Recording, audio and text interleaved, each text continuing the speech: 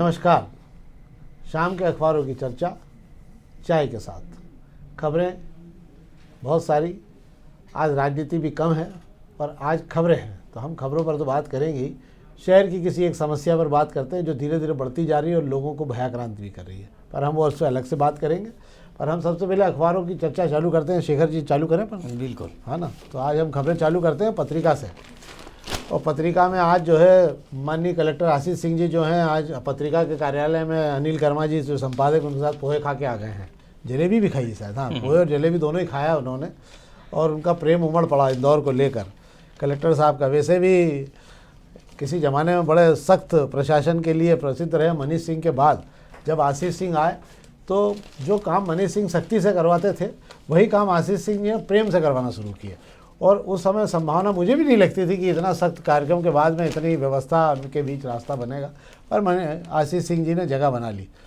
तो आज जो है पत्रिका के कार्यालय पे पहुंचे थे और वहाँ पर उन्होंने पोहे वोहे खाए हैं और बड़ी लंबी चौड़ी चर्चा की है अनिल कर्मा जी के साथ में। तो उसके लिए तो हमारे पास टाइम नहीं है, पर ये उन्होंने कहा है कि मैं पूरा इंदौर में खाली से इंदौरी हो गया हूँगा।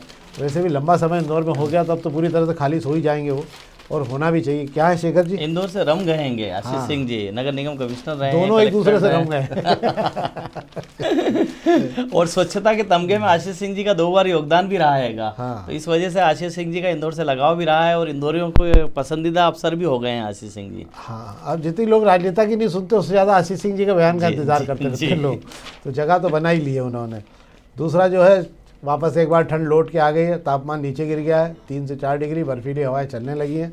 तो क्या है शेखर जी, कितने दिन रहेगी ठंड? 2-1 दिन का, और मौसम विभाग अनुमान कह रहा है। तो मुझे ऐसा लगता है कि अभी शिवरात्रि है, उसके बाद होली है, होली तक हमको ठंड का एहसास कराते हुए, जो बर्फीली हवाओं की बात करें, इस तरह की हवाएं जब जब चलेगी ठंड का एहसास कराएगी। और इसी तरह ठंड जो है शिवरात्रि और होली पर एक ठंड का एहसास कराकर ही रवाना होती है, जो हमारी मालवा की संस्कृति में हम लोगों ने देखा है। हाँ, मुझे ऐसा लग रहा है कि थोड़ा अगर यही स्थिति रही थोड़े दिन ठंड और गर्मी की, तो दुकानों पर बोर्ड लग जाएंगे कि कूलर के साथ स्वेटर फ्री मिलेगा आपको। और ये हम प्रभात किरण की बात कर लेते हैं। प्रभात की खबरों में आज जो है, प्रभात किरण की एक खबर तो ये है कि पाटनीपुरे चौराहे पर राम सिंह भाई वर्मा की मूर्ति लगी हुई थी और उसको हटा के दूसरा स्टैंड बना दिया है, और राम सिंह भाई वहाँ से हट नहीं पा रहे हैं। वैसे भी राजनीति के मामले में एक युग था राम सिंह भाई वर्मा का इंदौर में। किसी ज़माने में जब इंदौर शहर मजदूरों की राजनीति के लिए जाना जाता था, तब इंदौर शहर में 3 राजनेता हुआ करते थे। आपके राम सिंह भाई वर्मा हुआ करते थे, गंगाराम तिवारी हुआ करते थे, और इसके बाद में हुआ करते थे होमिता जी, जो सांसद भी रहे। और राम सिंह भाई वर्मा जो हैं वो राज्यसभा सदस्य रहे, इंदिरा गांधी की पहली पसंद भी रहे थे, और बड़े ही कद्दावर और मतलब धाकड़ नेताओं में राम सिंह भाई रहा करते थे। उनकी वहाँ मूर्ति लगी पाटनीपुरे पर, उनका हाथ पहले ऊपर था, ट्रैफिक इतना बढ़ गया कि उनका हाथ नीचे आ गया बेचारों का कि भैया जरा शांति रखो। पर अब वहाँ से हटाए जा रहे हैं, पर बंद तो गई है रोटरी, और हट नहीं पर क्या है, क्या प्रॉब्लम क्या आ रही है? कह रहे हैं एक्चुअली समस्या पाटनीपुरा चौराहा की समस्या है। पाटनी चौराहा पर आके जो ट्रैफिक का जाम होता है, राम सिंह भाई की समस्या नहीं है। समस्या ये है कि पाटनीपुरा चौराहा पर जो जाम लगता है वो उस रोटरी से लगता है जो सड़क के बीचों बीच है चौराहा के। हाँ। और उस रोटरी के अंदर राम सिंह भाई की प्रतिमा लगी हुई है। अब पहले तय हुआ था कि उस रोटरी को छोटी कर देते हैं, वो भी करके देख लिया, फिर भी ट्रैफिक से आज़ादी नहीं मिल पा रही है। फिर कहा कि इस प्रतिमा को जो है परदेसीपुरा की तरफ जो सड़क जाती है वहाँ शिफ्ट कर दो। तो उसके लिए बड़ा बाकायदा उसका चबूतरा बना दिया गया, स्टैंड बना दिया गया है, बस मूर्ति को शिफ्ट करना है। अब चूंकि मेरा ऐसा मानना है कि जब मालवा मिल से लेकर भमोरी तक पाटनीपुरा होते हुए एलिवेटेड पुल ही आईडीए ने बनाने की तैयारी कर ली है। हाँ। तो इस प्रतिमा को शिफ्ट कर दिया जाएगा, कोई ज्यादा परेशानी होनी नहीं है, क्योंकि पुल जब बनेगा एलिवेटेड पुल तो अपने आप ही शिफ्ट करना ही है, शिफ्ट करना पड़ेगा। और उसी युग के नेताओं, मुझे लगता है कि अब जो पुराने नेता बचे हुए हैं उसमें इंटक में श्याम सुंदर यादव बचे हुए हैं जो राजनीति कर रहे हैं कांग्रेस की, और पुराने नेता मजदूर नेताओं में बचे नहीं। हाँ, भारतीय मजदूर संघ में भगवान दास गोंडा ने, जो भारतीय मजदूर संघ के नेता थे और कैबिनेट का उनको श्रम कल्याण बोर्ड के वो भी रहे। अब मजदूरों की राजनीति खत्म हो गई है, तो इनकी राजनीति भी धीरे धीरे हाशिए पे आ गई है। और ये तो थी। हाँ, इसमें एक खबर पर बात कर लेते हैं यार शेखर जी। ये है सरकार से आशा और उषा, मतलब ये खबर सार इसलिए बता रहा हूँ मैं आपको कि राजनीति में चुनाव लड़ते समय सरकार रेवड़ी की तरह घोषणाएँ करती है, और वो ये समझती है कि बस हमें जो हमारा मिशन है वो केवल चुनाव जीतना है। पर उस चुनाव से बहुत सारे लोगों की उम्मीदें जुड़ जाती है, और जब उम्मीदें पूरी नहीं होती ना, तो उनके अंतर्मन से उनको बहुत दुख होता है। इस चुनाव में भारतीय जनता पार्टी ने अपने घोषणा पत्र में सरकार बनाने के समय शिवराज सिंह चौहान की सरकार थी, तब ये कहा था कि जो आशा और ऊषा कार्यकर्ता है उनका वेतन जो उनको मिलता है पारिश्रमिक मानदेय मिलता है उसको बढ़ाने का कहा था और वादा किया था कि हम चुनाव के तुरंत बाद बढ़ा देंगे। पूरे प्रदेश भर में 80,000 से 1 लाख आशा और ऊषा कार्यकर्ता है। 2 साल हो रहे हैं शायद चुनाव हुए और अभी तक कुछ नहीं मिला। क्या है शेखर जी पूरा? आप सही कह रहे हैं। आशा और उषा कार्यकर्ताओं की तकलीफ जो परेशानी है जो अभी की नहीं है, कई बरसों से बनी हुई है। जब से इन्होंने आंगनवाड़ी में इन्हें रखा गया है, आंगनवाड़ी कार्यकर्ताओं की पगार तो बढ़ जाती है, सब मिल जाता है, पर इन्हें मानदेय मिलता है और मानदेय के चक्कर में इनसे इतना काम भी कराया जाता है। जब भी किसी भी आयोजन में भीड़ जुटानी हो, तो हितग्राहियों को लाना हो, महिलाओं को लाना हो, जुटाना हो, इन्हें काम पे लगाया जाता है। पल्स पोलियो अभियान चलाना हो तो इन्हें पकड़ा जाता है। आयुष्मान कार्ड बनवाना हो तो इन्हें पकड़ा जाता है। किसी भी योजना का इम्प्लीमेंट करना है तो आयुष्मान आंगनवाड़ी की आशा और उषा कार्यकर्ताओं को भी पकड़ा जाता है। पर जब इनको मानदेय देने की बात आती है, बढ़ाने की बात आती है, तब इनकी तरफ सरकार सिर्फ वादे करती है और मुंह फेर लेती है। और इस तरीके के ये कलेक्टर दफ्तर के बाहर अपनी मांगों के लिए पहली बार नहीं बैठी है, लगातार बैठती रहती है और ऐसा चलता है, हम कई सालों से देख रहे हैं। हाँ, पर ये दुखद है, ऐसा होना नहीं चाहिए। वैसे भी अभी हाल स्कूटी 1 लाख स्कूटी बढ़ना थी। कल मुख्यमंत्री ने 5,600 के लगभग स्कूटियाँ बांटी है। मतलब अभी भी आप ये मानिए कि 85,000 छात्र जो हैं, वो जो टैलेंटेड छात्र हैं, जो पढ़ाई लिखाई में आगे रहे, और वो मेधावी छात्र जो हैं अपनी स्कूटी के लिए अब उन्हें और इंतज़ार करना पड़ेगा। और ये समय तो ख़त्म हो ही चुका है, नया साल शुरू होने वाला है, फिर लैपटॉप भी बंटने के बचे हुए हैं। बजट नहीं रहती है, सरकार जो है घोषणाएं केवल चुनाव जीतने के हिसाब से कर लेती है, पर बजट की संघर्ष में जो है इन सब का चीज़ों का नुकसान होता है। जो कर्ज उठाना पड़ता है उसके कारण नुकसान उठाना पड़ता है और ये सारी भरपाई प्रदेश के लोगों को करनी पड़ती है। अब हम अग्निबाण खबरों की बात कर लेते हैं। तो अग्निबाण की खबरों में जो मूलतः खबरें हैं, अग्निबाण की खबरों में एक तो MR5 का जुड़ने वाली, इस पर हम पहले बात कर चुके हैं, टिकी जब अतिक्रमण हटे थे, और रोड का निर्माण शुरू हो गया। कब तक पूरा हो जाएगा, क्या है शेखर? बिल्कुल सही कह और रहे ये हैं। 100 फीट का बनेगा पूरा? हाँ, पूरा 100 फीट से बनेगा। खड़े गणपति से लेकर टिकरिया बादशाह को जो जोड़ने वाली जो सड़क बन रही है, इसकी में 155 में कुछ मकानों की वजह से ये रुक गया था काम, उसका काम की एकदम क्लियर कर दिया गया है कि ना चौड़ाई कम होगी, ना सड़क इधर घुसेगी, ना सड़क उधर घुसेगी, सड़क अपने सही रास्ते पर रहेगी। BSF वालों से जो है बात कर ली, 15वीं बटालियन वालों से राजेंद्र राठौर जी की चर्चा हुई, IG से। उनके समस्या ये आ रही है कि जहाँ से खड़े गणपति, जहाँ से इस रोड की शुरुआत हो रही है, खड़े गणपति जी बीच में आ रहे हैं। उनके एक साइड में सड़क के लिए जो जगह चाहिएगी वो हमें 15वीं बटालियन वालों से लेना होगी। तो 15वीं बटालियन वालों से पत्राचार शुरू हो गया है। राजेंद्र राठौर खुद उनके IG से मिलकर आए हैंगे और उन्हें क्लियर बता भी दिया है कि सामने वाला जो हिस्सा है वो वैध कॉलोनी का हिस्सा है, वहाँ अवैध कॉलोनी नहीं है। ये कमला नेहरू कॉलोनी की मैं बात कर रहा हूँ, जिनके कहा जा रहा था कि उनका भी कुछ हिस्सा मकान तोड़े जाएं, क्योंकि वो TNCP से वैध कॉलोनी है, इसलिए तय हुआ है कि इस तरफ से वे ज़मीन देने को शायद राज़ी होने वाले हैं।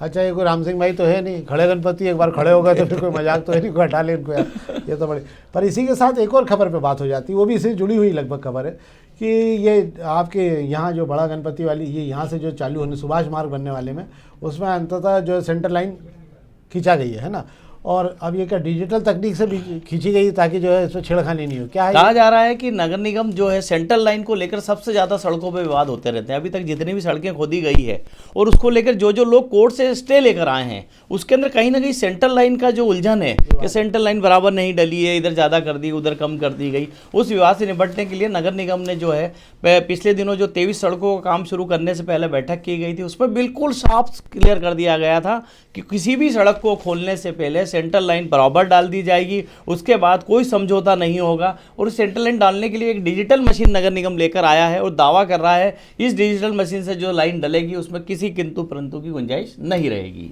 चलिए, अच्छा है, पर इससे कम से कम पारदर्शी भी रहेगा पूरा मामला। और भी खबरें हैं, बाकी सब सामान्य खबरें हैं। 30,000 एकड़ का लैंड पूल तैयार कर दिया इंदौर उज्जैन के क्षेत्र को लेकर, और शहर अध्यक्ष का निराकरण नहीं होने के कारण भाजपा कार्यालय में सन्नाटा है, और 5 साल से 2 विभागों में महिला गोडाउन पर कब्जा किया हुआ है जो दे नहीं रहेंगे। बाकी सब खबरें सामान्य हैं जो चलती फिरती खबरें कहलाती है जी। तो ये तो थी अग्निबाण की खबरें। अब हम बात कर लेते हैं दोपहर की खबरों की। मैं दोपहर की खबरों के पहले पेज की खबरों की बात करूँगा, वो भी इसलिए कि ये खबरें अन्य अखबारों में आपको देखने को नहीं मिलती हैं। आज एक आंकड़ा जो आयकर का जो 12 लाख रुपए तक की छूट दी गई है, 12.5 लाख रुपए तक की आयकर में, उसको लेके जो आंकड़े जारी किए हैं वो बड़े रोचक हैं। और वो भी ठीक उसी प्रकार का मामला हो रहा है जैसे लाडली बहना में पैसे बढ़ते हैं और किसान सम्मान निधि में पैसे बढ़ते हैं, ऐसे ही इस वाली योजना में भी केवल 3 करोड़ लोग ऐसे हैं जिनको इस राशि का लाभ मिलेगा। मतलब जो 7 लाख से ऊपर टैक्स भरते हैं, 7 लाख से 12 लाख रुपए तक के टैक्स में स्लैब में है, वे ऐसे लोगों की संख्या केवल 3 करोड़ 19 लाख है। मतलब 3 करोड़ 19 लाख लोगों को इसका लाभ मिलेगा। तो एक व्यक्ति को जो इसका टैक्स भरता था, जो उसकी के पैसे में बचत होगी, तो कुल मिला के उसको एक महीने के 2600 रुपये का लाभ होगा। अब 2600 रुपये में वो चाहे तो जोमेटो मंगा ले या चाहे कपड़े सिलवा ले या किसी होटल में खाना खा ले। इससे देश को रफ्तार कैसे मिलेगी कारोबार को, ये तो मुझे नहीं मालूम है, पर इस रुपए का कुल मिला के ये कि हल्ला इसको लेके इतना मचाया गया था कि ऐसा लग रहा था कि इन रुपयों से देश में बहुत तेज़ी से कारोबार में रफ्तार आ जाएगी। 2600 रुपये से क्या रफ्तार आएगी हम और आप ही समझते हैं। दूसरी ओर जो आंकड़े जारी किए गए उसमें बताया गया कि मध्यम वर्गीय परिवारों का 15 लाख करोड़ रुपए का सोना बैंकों में अलग अलग साहूकारों के गिरवी रखा हुआ है। तो पहले तो वो अपना सोना चांदी जो गिरवी रखा वो छुड़ाएंगे, उसके बाद में बाजार को रफ्तार देने की कोशिश करेंगे। इस प्रक्रिया में उन्हें लंबा समय लगेगा, तो ऐसे में इसमें कोई विकास को मिलना नहीं, रफ्तार नहीं मिलनी। और मध्य प्रदेश सरकार जो है 63 रुपये पर डॉलर पे उन्होंने कर्ज उठाया था और 87 का डॉलर हो गया। तो मध्य प्रदेश सरकार ने हाथ जोड़ लिए कि डॉलर में तो अब चाहे कुछ भी हो जाए कर्ज नहीं लेंगे हम, क्योंकि इतना कर्ज का पैसा दुगना भरना पड़ रहा है सरकार को। जो कर्ज $1 लाख था वो बढ़ के $1.5 लाख के लगभग हो गई पैसे देने के मामले में। तो उनकी हालत बहुत ख़राब हो रही है। तो ये तो थी पहले पेज की खबरें। इसके अलावा एक खबर पर और बात कर लेते हैं हम। राष्ट्रीय राजमार्ग पर जो है 1000 से ज़्यादा अतिक्रमण है नेशनल हाईवे पे, और ड्रोन से किए गए ये मार्ग अब उसको हटाने को लेकर तैयारी की जा रही है। इस पर तमाम लोगों ने सड़कें तक बना ली, आगे तक आ गए। उसके कारण जो है राष्ट्रीय राजमार्ग पर दुर्घटनाओं की संभावना बन रही थी। क्या है शेखर जी? बिल्कुल आप सही कह रहे हो। और ये पहली बार नहीं हुआ है। कब्जेदारी ये नहीं देखते हैं कि वो राष्ट्रीय राजमार्ग है, स्टेट हाईवे है कि शहरी सीमा की कोई सड़क है। कब्जेदारियों को सिर्फ कब्जा करना है, जहाँ मौका मिलता है वहाँ अपने टर्मबूट टान लेते हैं, और कोई रोकने टोकने वाला नहीं है। राष्ट्रीय राजमार्ग के अफसर जो NHAI के अफसर हैं, कभी देखने जाते हैं कि हमारे सड़कों पर कितने कब्जे हो गए हैं, कौन लोग व्यापार कर रहे हैं सड़क तक आकर? ये नहीं देखने की ही वजह है कि कब्जे जो है किसी भी सड़क पर होते हुए दे देते हैं। एक खबर पर और मैं आपका ध्यान दिला देता हूँ कि अगले कुछ दिनों बाद प्रधानमंत्री जी हमारे जाने वाले अमेरिका, और अमेरिका जाने वाले हैं। तो अमेरिका ने पहले ही इस मामले में कहा है कि वो जो है टैरिफ लगाने के लिए भारत को धमकी दी है।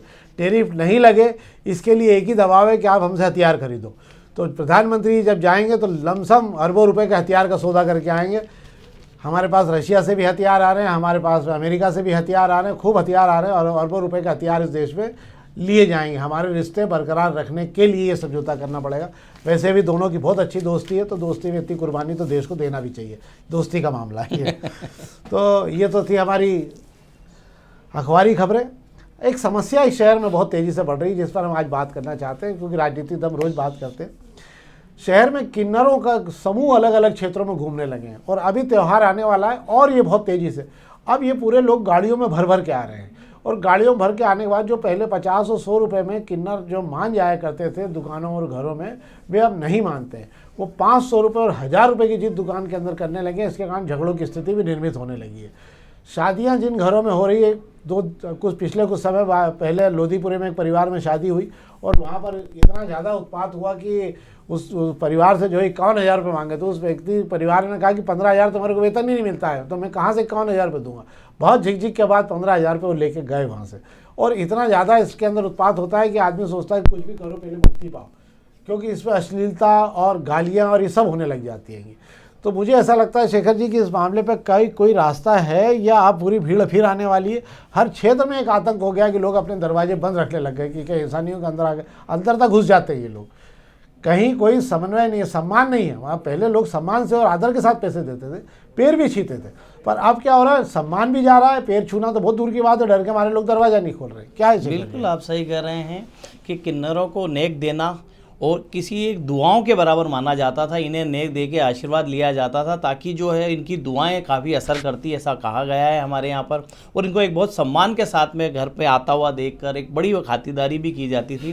पर वो समय बदल गया। अब हालात ये हो गए हैं कि आपके घर में कोई मांगलिक कार्यक्रम हुआ हो, या आपके यहाँ कोई नया मेहमान आया हो, आपके घर में कोई शादी ब्याह हुआ हो, और जैसे ही ये लोग आते हुए दिखाई देते हैं, घर खास करके घर की महिलाएं दरवाजा बंद पूरी करके तरह घबरा जाती हैं। अपने आप को कैद कर लेती। वजह ये है कि ये उनको दाद नहीं दे रहे हैं, उनके सामने इतनी डिमांड कर रहे हैं। इस तरीके के किस्से जो हमारे कार्यक्रम में कई लोगों ने लिख के भेजे हैं कि इस पर भी विषय पर चर्चा की जानी चाहिए, इसलिए आज हम इस पर चर्चा करने बैठे हैं। तो मेरा ऐसा मानना है कि एक उनका जो सम्मान था वो सम्मान धीरे धीरे वो खोते जा रहे हैं। इस तरीके की जबरिया वसूली जो की जा रही है, ये गलत है। मतलब आपके किसी के घर में खुशी का कोई पल आया है तो उसने उस खुशी के पल को किस तरह मैनेज किया, किस तरह पैसे जुटाए और अपनी खुशी से वो जो आपको देता है, मुझे लगता है वो लेना चाहिए। असल नेक वही होता है। दादागिरी से लड़के झगड़ के आप लोग जो उससे वसूली करते हैं, उनका दिल दुखा के जो आप लेते हैं, वो कतई सही नहीं होता है। और ऐसा शहर में हो रहा है, डिमांड हजारों में हो रही है।